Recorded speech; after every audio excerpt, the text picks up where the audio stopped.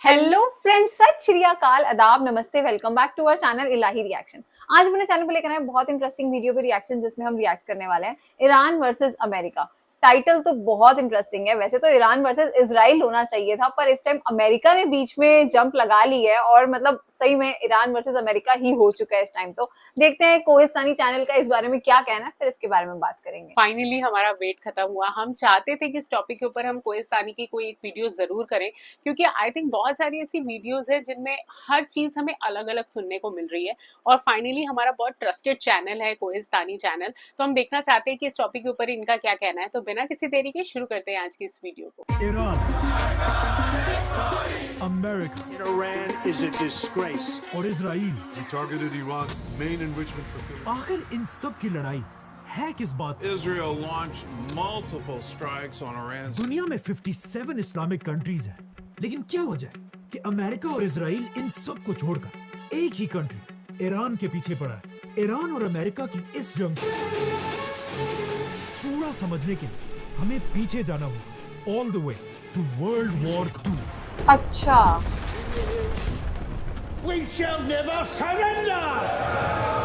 World war 2 में दुनिया की हर कंट्री के पास 1939 सिर्फ दो में। ऑप्शंस थे कि या तो वो ब्रिटिश एम्पायर का साथ दे और या हिटलर का, Dass ich mich in diesen Jahren für dich eingesetzt habe. जिसमें दुनिया के ज्यादातर कंट्रीज ने ब्रिटिश ब्रिटिश एम्पायर एम्पायर का का साथ दिया था। लेकिन उस वक्त ईरान के बादशाह ने ब्रिटिश एम्पायर को छोड़कर हिटलर के साथ हाथ मिलाया, Ich werde dich जिसके बाद ईरान और जर्मनी बहुत ही क्लोज दोस्त बनने लगे। और ये बात ओके, ब्रिटिश एम्पायर को बिल्कुल पसंद नहीं थी, इसीलिए ब्रिटेन ने हर तरफ से ईरान पर हमला कर दिया अच्छा, और बहुत तेजी से पूरा ईरान फतह करने लगे। ये देखकर ईरान के बादशाह ने कुछ ही दिनों में ब्रिटिश एम्पायर के सामने सरेंडर कर दिया और उनसे अपनी बादशाहत बचाने की भीख मांगने लगा, जिस पर ब्रिटिश एम्पायर ने कहा, ठीक है, लेकिन हमारी एक शर्त है, तुम्हें ईरान के तख्त से हटना होगा और अपने 22 साल के जवान बेटे को ईरान का नया बादशाह बनाना होगा, क्योंकि उसका ये बेटा रजा शाह पहलवी ब्रिटिश एम्पायर का एक वफादार पपेट था। ओह। ईरान का ये नया बादशाह अंग्रेजों से बहुत ज्यादा इंस्पायर था।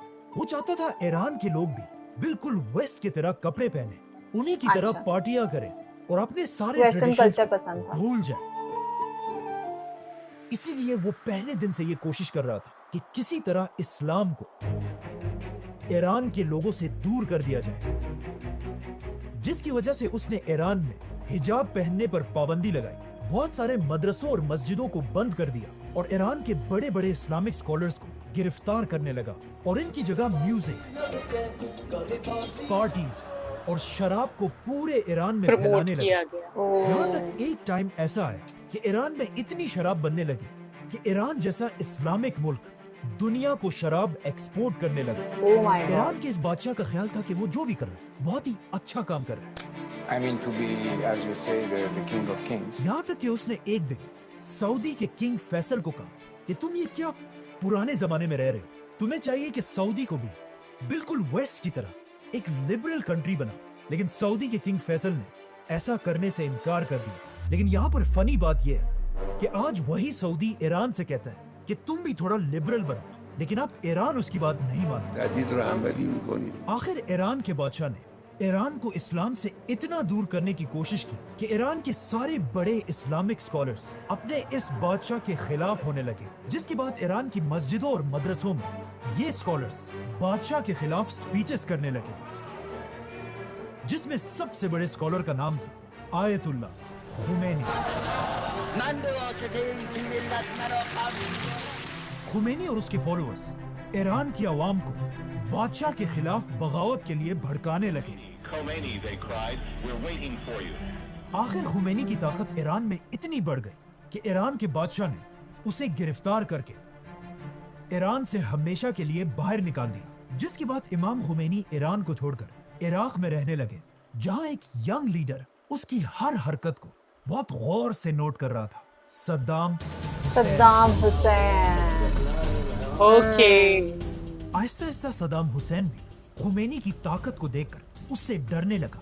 यहाँ तक कि एक दिन उसने ईरान के बादशाह से कहा कि अगर आप चाहते हैं तो मैं खुमैनी को साइड पे करके उसे गोली मार देता हूँ, जो सद्दाम के लिए एक बहुत ही आम बात थी और इसे हम पूरा एक्सप्लेन कर चुके हैं। लेकिन ईरान के बादशाह ने कहा कि नहीं, इसे मारने की कोई जरूरत नहीं, ये बुड्ढा खुमैनी मेरा कुछ भी नहीं बिगाड़ सकता। ये इमाम गलती थी खुमैनी उनकी। इराक में बैठकर अपनी स्पीचेस को कैसेट्स में रिकॉर्ड करने लगा, जिन्हें फिर बहुत सीक्रेटली स्मगल करके पूरे ईरान में फैला दिया जाता था। और खुमैनी की बातें सुनकर लोग इतना इंस्पायर होते थे कि वो आहिस्ता आहिस्ता ईरान के बादशाह से ज्यादा इमाम खुमैनी को अपना लीडर मानने लगे। लेकिन फिर भी ईरान के बादशाह को हटाना कोई आसान काम नहीं था, क्योंकि उसके पास एक बहुत ही खतरनाक फौज और सुपर पावर अमेरिका का फुल सपोर्ट हासिल था। America gave us generous and valuable financial and military assistance. और वो मुसलमान दुनिया में अमेरिका का फेवरेट पपेट था। लेकिन यहाँ पर जब ईरान का बादशाह अपनी ताकत की पीक पर था, उसने अपनी जिंदगी की सबसे बड़ी गलती की, द फ्लेम्स ऑफ पर्शिया।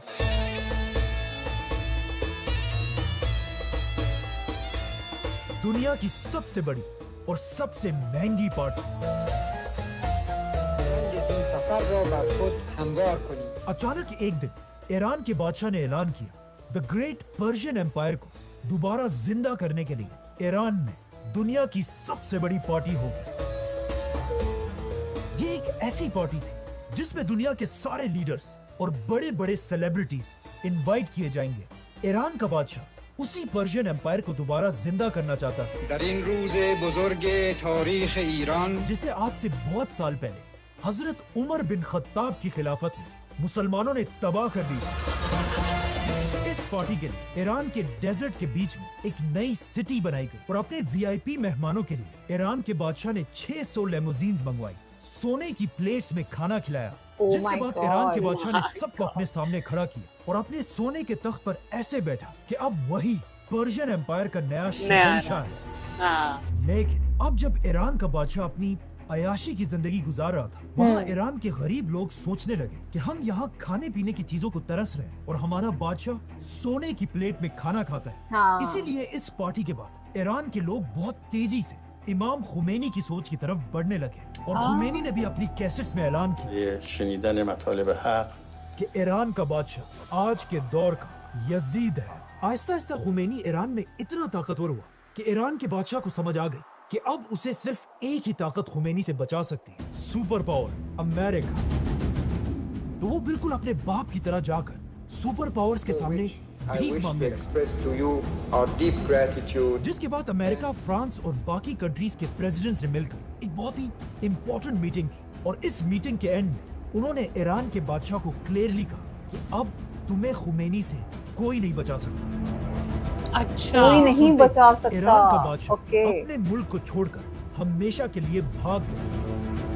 जैसे ही खुमैनी को पता चला कि ईरान का बादशाह उसके खौफ की वजह से ईरान को छोड़कर भाग चुका है, तो इमाम खुमैनी 14 साल एग्जाइल में रहने के बाद फाइनली ईरान की तरफ रवाना हुआ।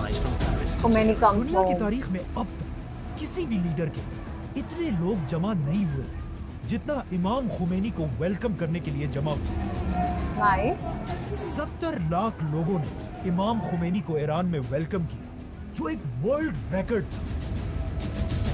जैसे ही खुमैनी ईरान पहुंचे, ईरान की जमीन से पहली बार डेथ टू अमेरिका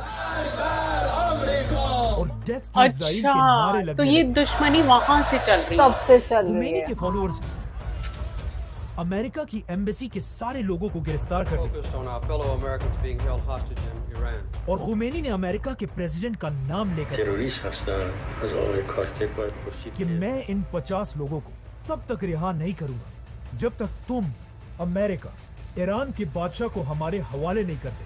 और यहाँ से पहली बार अमेरिका और ईरान की दुश्मनी शुरू हुई। शुरू।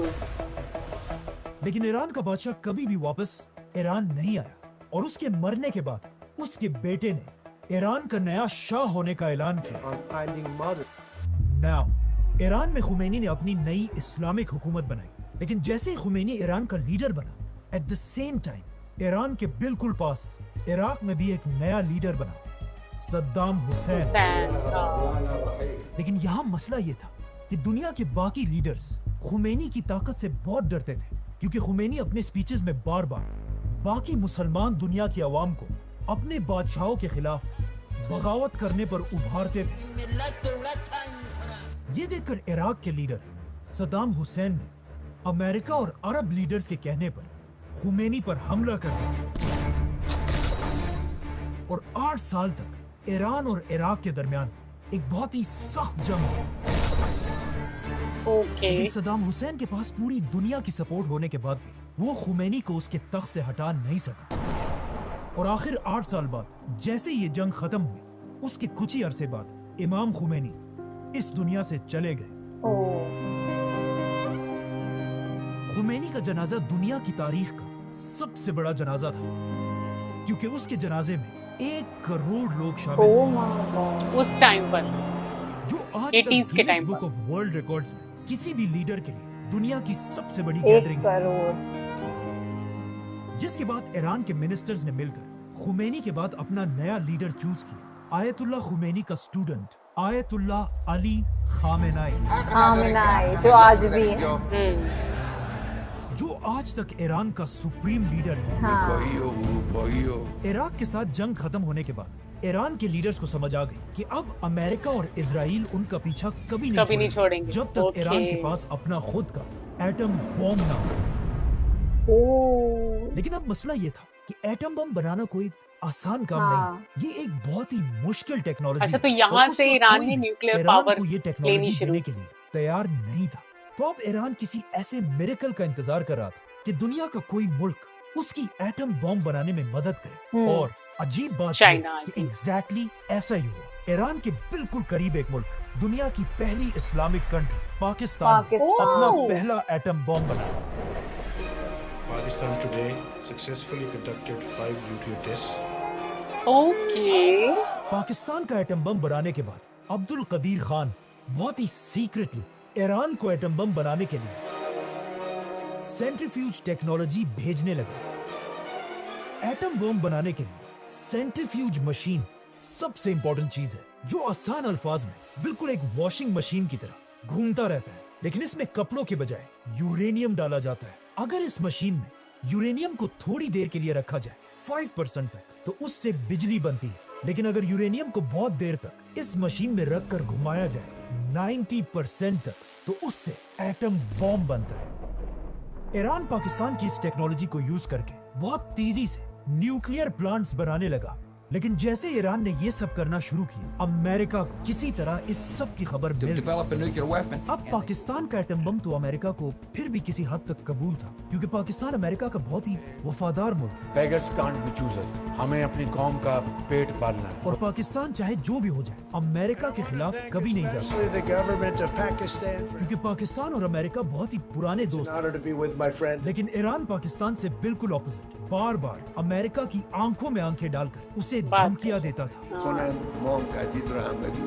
इसीलिए जैसे ही अमेरिका को ईरान के इस प्रोजेक्ट का पता चला, अमेरिका का प्रेसिडेंट पूरी दुनिया के सामने आया और उसने अपनी स्पीच में कहा कि दुनिया में कुछ मुल्क ऐसे हैं जो अपने लिए केमिकल और एटम बॉम्ब बनाना चाहते हैं। एक इराक का सद्दाम हुसैन और दूसरा ईरान का खामेनाई, जिसका आज पूरी दुनिया को पता है कि ये एक बहुत बड़ा झूठ। जॉर्ज बुश की इस स्पीच के कुछ ही अरसे बाद अमेरिका ने सद्दाम हुसैन पर हमला कर दिया और इराक में हजारों लोगों को मारकर सद्दाम की हुकूमत खत्म कर दी। सद्दाम हुसैन की हुकूमत को इतनी आसानी से तोड़ने के बाद अमेरिका को इस बात का पता चला कि वो दुनिया के किसी भी मुल्क पर झूठा इल्जाम लगाकर उस पर हमला कर सकता है। इसीलिए अफगानिस्तान और इराक पर हमले के बाद अब अमेरिका का अगला शिकार ईरान था। और अमेरिका बार बार दोबारा ये झूठ बोलने लगा कि ईरान के पास भी एटम बॉम्ब्स हैं, जिसके बाद अब पूरी दुनिया की नजरें ईरान के लीडर आयतुल्लाह खामेनाई पर थी। और ये ईरान पर हमला करने का बेस्ट टाइम था, क्योंकि ईरान के एक तरफ अफगानिस्तान में अमेरिका की बहुत बड़ी फौज थी और ईरान की दूसरी तरफ इराक में अमेरिका की फौज से भरा हुआ था। मतलब अमेरिका ने ईरान को हर तरफ से घेर लिया था। तो अब पूरी दुनिया की नजरें ईरान के लीडर आयतुल्लाह खामेनाई पर थी कि वो किस तरह अपने मुल्क ईरान को सुपर पावर अमेरिका से बचाएगा। और यहाँ पर खामेनाई ने एक ऐसी बात की जिससे अमेरिका के पास ईरान पर हमला करने के सारे बहाने टूट गए। खामेनाई, जो इस्लामिक दुनिया का एक बहुत बड़ा स्कॉलर है, उन्होंने एक फतवा दिया कि इस्लाम में मुसलमानों के लिए एटम बॉम्ब बनाना हराम है, क्योंकि इस्लाम तो हमें ये सिखाता है कि जंग के मैदान में भी किसी भी बच्चे, बूढ़े या औरत को नहीं मारा जा सकता। इवन जंग में दरख्तों को भी काटने की इजाजत नहीं है। लेकिन एटम बॉम्ब एक ऐसी चीज है जो बिना कुछ देखे हर चीज तबाह कर देती है। इसीलिए ईरान के खामेनेई ने एटम बॉम्ब को मुसलमानों के लिए हराम कहा। पर फिर अब क्यों बना है? साथ ही ऐलान किया कि ईरान का एटम बॉम्ब बनाने का कोई इरादा नहीं है और ईरान के दरवाजे सबके लिए खोल दे। और साथ ही ये ऐलान किया कि दुनिया की कोई भी एजेंसी ईरान आकर खुद देखे कि ईरान का एटम बम बनाने का कोई इरादा नहीं है। लेकिन यूएन की टीम ने ईरान जाकर ये देखा कि ईरान के सारे न्यूक्लियर प्लांट्स बिल्कुल उसी डिजाइन पर बने हैं जिस तरह पाकिस्तान में बनाए गए हैं। और पूरी दुनिया को समझ आ गई कि ईरान ने ये टेक्नोलॉजी पाकिस्तान से खरीदी है। और पाकिस्तान पर इतना प्रेशर बढ़ने लगा कि खुद अब्दुल कदीर खान ने टीवी पर आकर इस बात को एक्सेप्ट की और फिर सबसे माफी मांगी। और पाकिस्तान ने दुनिया को खुश करने के लिए अब्दुल कदीर खान को गिरफ्तार करके उसे अपने ही घर में बंद कर दिया। खामेनेई के इस फतवे के बाद अमेरिका के पास ईरान पर हमला करने का अब कोई बहाना नहीं था। लेकिन दुनिया में एक कंट्री ऐसे थी जो बार बार अमेरिका को ईरान पर हमला करने के लिए मजबूर कर दिया। लेकिन अमेरिका ने इजराइल नहीं मानी। लेकिन आहिस्ता आहिस्ता हालात बदलने लगे। ईरान के एक बहुत ही इम्पोर्टेंट आदमी ने फ्रांस में बैठकर एक बहुत ही अजीब बात लिखी कि आयतुल्लाह खामेनेई का एटम बॉम्ब को हराम कहने का फतवा एक झूठा फतवा है और वो इस्लाम की एक कॉन्सेप्ट तकिया के पीछे छुप रहा है। इस्लाम में तकिया का मतलब ये है कि कोई भी शख्स अपनी जान बचाने के लिए झूठ बोल सकता है। तो इस आदमी ने कहा कि खामेनेई ने ईरान के लोगों की जान बचाने के लिए ये झूठा फतवा दिया है। और ये शख्स महमूद मुराद खानी कोई आम आदमी नहीं, खामेनेई की बहन का बेटा है। मतलब उसका अपना भतीजा था। खामेनेई की बहन और उसका ये बेटा ईरान में उसके सबसे बड़े दुश्मनों में से है।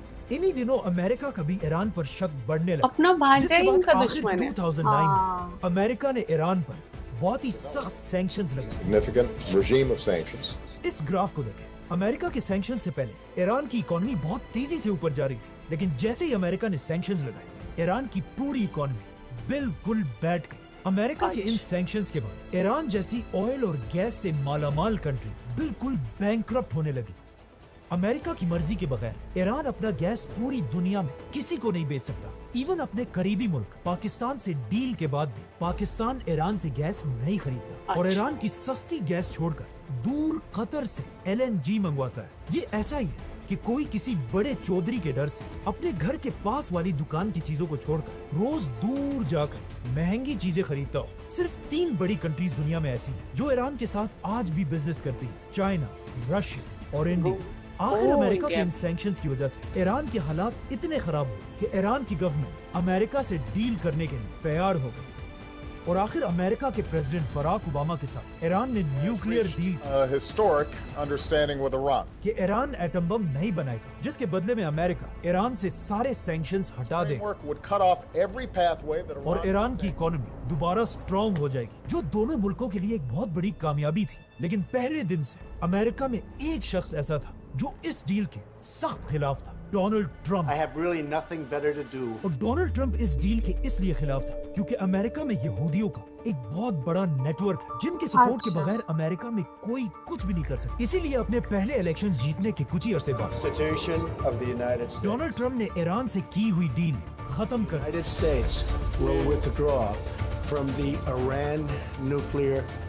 और एक बार फिर ईरान की इकोनॉमी कमजोर करने के लिए ईरान पर सख्त सैंक्शंस लगाए,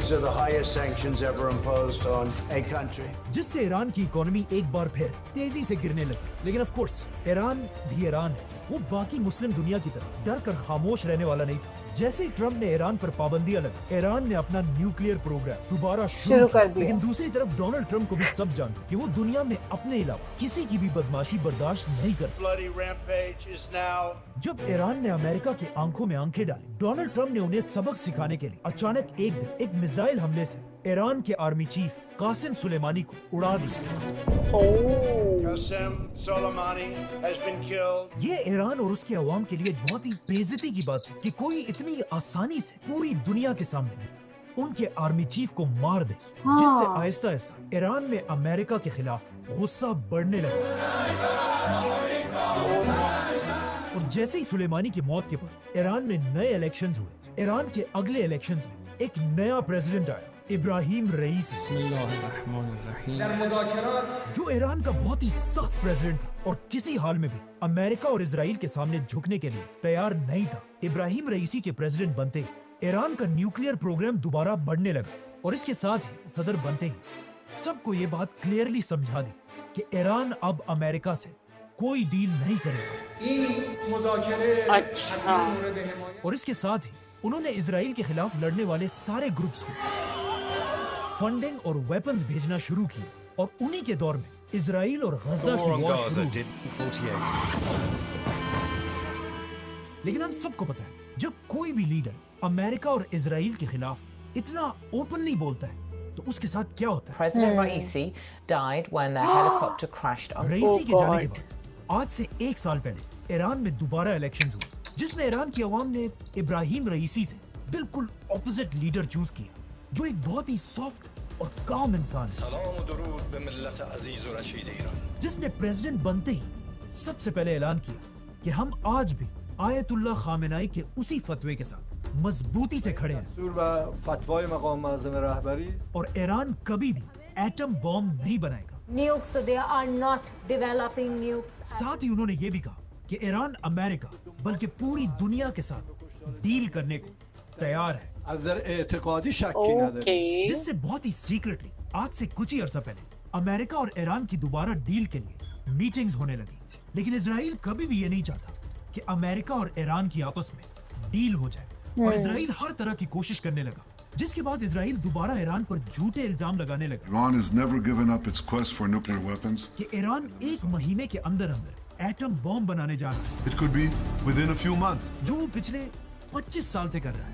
Iran has अच्छा, never यही given up its strategy quest for चल रही nuclear है। weapons. Who will be the first to achieve nuclear weapons? From there, it's only a few months, possibly a few weeks. Iran could produce a nuclear weapon in a very short time. An initial device within months. ये कैसा atom bomb है जो पिछले 25 साल से बन रहा है, में बनने वाला है, लेकिन आज तक नहीं बना। इजराइल ने ईरान पर ये इल्जाम भी लगाया कि ईरान बार बार अमेरिका के प्रेसिडेंट डोनाल्ड ट्रंप को मारना चाहता है। इसीलिए आज इजराइल ईरान पर हमला करके ईरान के हर उस शख्स को चुन चुन कर मार रहा है। Where at least 8 people have been The killed. top advisor to Iran's supreme leader has died after being जो अमेरिका के साथ डील करना डील चाहता कर रहा है। है। और इन ओके। हमलों से इजराइल यही कोशिश कर रहा है कि किसी तरह ईरान गुस्से में आकर कोई ऐसा गलत कदम उठाए जिससे सुपर पावर अमेरिका ईरान पर हमला कर दे और आज से बहुत साल पहले बनने वाली आयतुल्लाह खुमैनी की हुकूमत टूट जाए। आज की वीडियो बहुत इन्फॉर्मेटिव थी, मतलब सच में हमें कोहिस्तानी की जब भी कोई ऐसा टॉपिक हो रहा होता है ना, हमें इनकी वीडियो का इंतजार रहता है, क्योंकि इनसे जो हमें इन्फॉर्मेशन मिलती है शायद किसी और चैनल से नहीं मिलती। अब जैसे इन्होंने बताया स्टार्टिंग में कि वॉर स्टार्ट मतलब वर्ल्ड वॉर 2 से ये सब चीजें चल रही हैं। वर्ल्ड वॉर 2 में ईरान जर्मनी की साइड चला गया था, हिटलर की साइड चला गया था और सारी कंट्रीज एक तरफ थी। ये बात ये तब से स्टार्ट हो रखा है, कहाँ पे अमेरिका मतलब कहाँ से अमेरिका और ईरान जो है तब से दुश्मनी में है। तो सच में मतलब ये चीजें हमें नहीं पता थी, आज की वीडियो से पता चली है। और भी बहुत सारी चीजें थी जैसे न्यूक्लियर, ये बात बिल्कुल सच है। हम लोग रोज न्यूज में देख रहे हैं कि जो ईरान है वो न्यूक्लियर वेपन्स बना रहा है, वो एटम बम बना रहा है, और ये बात तो 25 सालों से चल रही है। तो मतलब क्या सच है क्या झूठ है, काफी सारी चीजें आज की वीडियो में क्लियर हुई। मुझे तो बहुत अच्छी लगी आज की वीडियो। इसी वजह से ना हमें द कोहिस्तानी चैनल की वीडियोस का इंतजार रहता है, क्योंकि जिस तरीके से इन्होंने ये पूरी हिस्ट्री हमें बताई, आई थिंक जो अभी के न्यूज चैनल्स और बाकी स्टेटमेंट्स हम सुन रहे हैं उसमें हमें ताजी ताजी खबर मिल रही है कि बम गिरा दिए, लोग वहां मर रहे हैं, लेकिन इसके पीछे का मेन रीजन क्या था और ये 1980s से चला आ रहा है। मतलब आई थिंक एक फेक न्यूज जो है वो ईरान के खिलाफ एक प्रोपेगेंडा पूरे आई थिंक कुछ कंट्रीज ने फैलाया हुआ है कि वो न्यूक्लियर पावर जो है इम्प्रूव कर रहा है। लेकिन अगर ये बात ट्रू होती तो इतने सालों से 25 साल से ये उम्र फैले हुए हैं तो कुछ तो सच्चाई निकल के सामने आती। तो आई थिंक कहीं ना कहीं ईरान को टारगेट किया जा रहा है, उसे बढ़ने नहीं दिया जा रहा है, या उसकी ग्रोथ के ऊपर कोई ना कोई परेशानी का उसे हमेशा एक कोई ना कोई ऐसा चैलेंज दे दिया जाता है जिससे उसकी ग्रोथ रुक जाए। तो आई थिंक ये कोई पूरा प्रोपेगेंडा है जो चलाया जा रहा है उसके खिलाफ। तो उम्मीद करते हैं कि ऐसी बहुत सारी नॉलेजेबल वीडियोस हमें और भी देखने को मिलेंगी। उम्मीद करते हैं आप सबको आज की वीडियो पसंद आई होगी। तो अगर वीडियो अच्छी लगी है तो इस चैनल को सब्सक्राइब करना और वीडियो को लाइक और शेयर करना ना भूलिए। और हम मिलेंगे एक नई वीडियो में, तब तक के लिए ओके बाय।